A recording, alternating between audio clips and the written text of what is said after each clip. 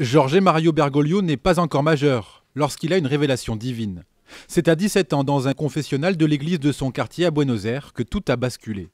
5 ans plus tard, il choisit la compagnie des Jésuites. Outre les vœux de pauvreté et de chasteté, cet ordre catholique se distingue par un autre vœu, celui d'obéissance absolue à la volonté de Dieu. Et ce n'est pas un hasard si le nouveau souverain pontife a choisi François comme nom de baptême. Il se place sous la spiritualité probablement de François d'Assise, qui était le saint des pauvres. C'est assez astucieux, ça aussi, pour un cardinal jésuite. C'est une première. Conservateur au niveau de la doctrine, progressiste en matière sociale, Bergoglio n'hésite pas à s'engager dans le débat politique. Le prélat est fermement opposé au mariage homosexuel. C'est également un critique sévère du néolibéralisme.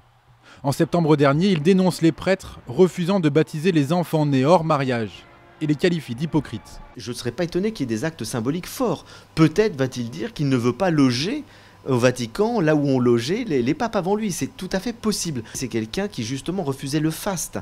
Donc je ne serais pas étonné qu'on ait des réformes assez spectaculaires dans le mode de vie des prélats.